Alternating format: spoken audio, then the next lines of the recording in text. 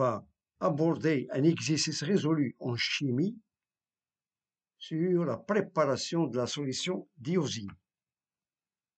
L'énoncé: on souhaite préparer 250 ml d'une solution d'iosine de concentration C est de 2,90 10 plus moins 2 mol par litre. Pour cela, on doit calculer tout d'abord la masse d'iosine utilisée, puis on décrit le protocole expérimental détaillé pour préparer cette solution d'iosine.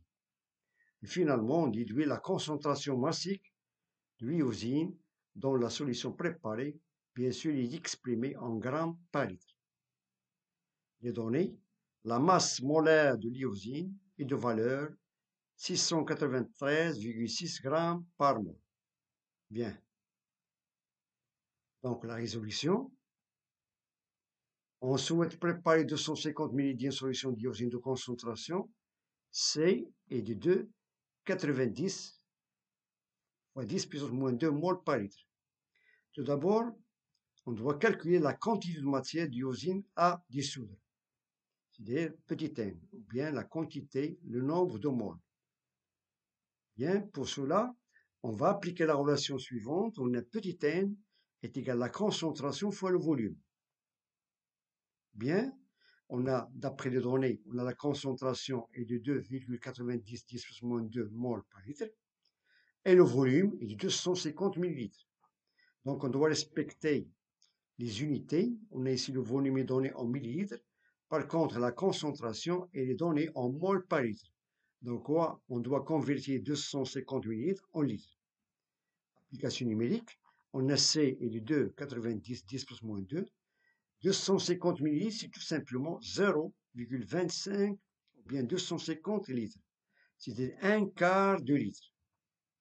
Et on trouve finalement que la quantité de matière est de 0,725 10 plus moins 2 mol par litre. Pardon, mol.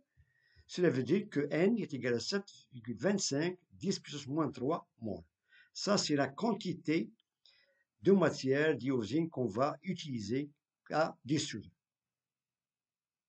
Maintenant, on va déduire la masse d'iosine qu'on doit utiliser.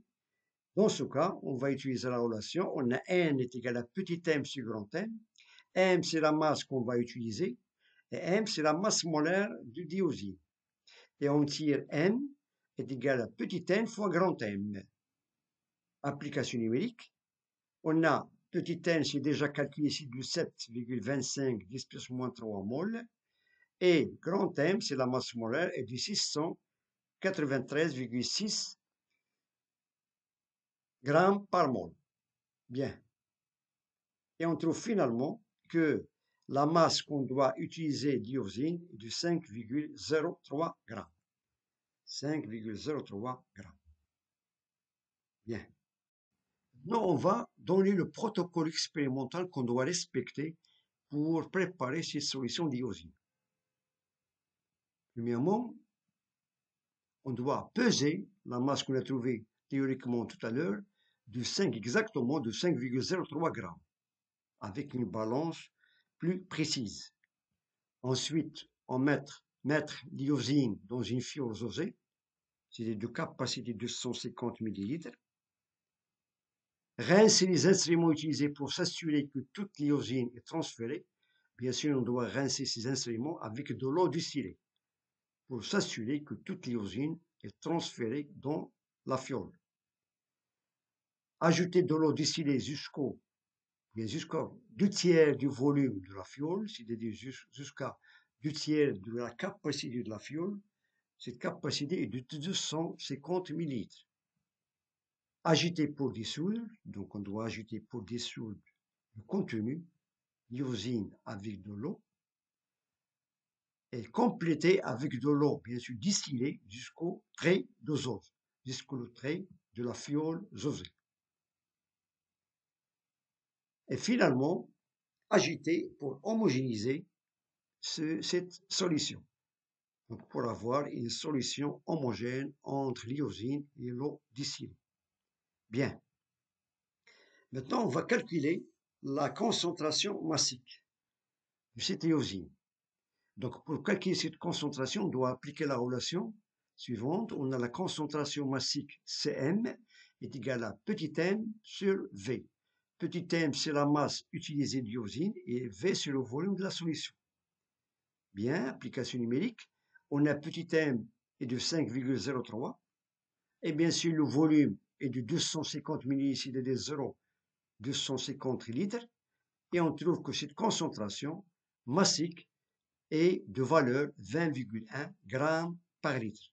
Ça, c'est la concentration massique d'iosine qu'on a préparée. Une conclusion.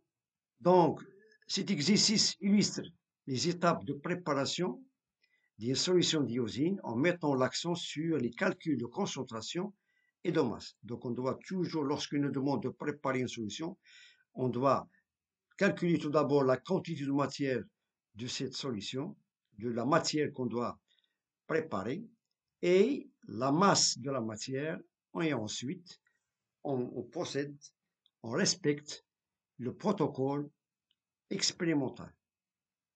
Et n'importe quelle préparation d'une solution, on doit prendre des précautions. Bon, premièrement, la ventilation, c'est-à-dire assurer une bonne ventilation dans le lieu de travail pour minimiser l'inhalation de produits chimiques.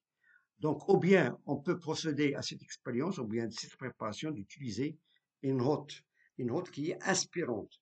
Donc, pour éviter tout dégagement des produits nocifs ou bien toxiques, comme les gaz et des odeurs qui sont irritants pour les yeux et pour, bien sûr, irritation nasale ou bien irritation qui est pour les yeux. Voilà. Et deuxième étape, c'est l'équipement de protection. C'est utiliser des gants, des lunettes de protection et si c'est nécessaire, un masque respiratoire lors de la manipulation de l'iosine. Troisième précaution est l'hygiène. Suivre des pratiques d'hygiène strictes comme se laver les mains après manipulation et éviter de manger ou de boire dans la zone de travail. Et la dernière précaution, c'est le stockage. Conserver l'iosine dans un endroit frais et sec, à l'abri de la lumière, directe et hors de portée des enfants, bien sûr. En respectant ces précautions, les risques peuvent être considérablement réduits. Bien. Donc, je vous remercie de votre attention. Bon courage et à très bientôt.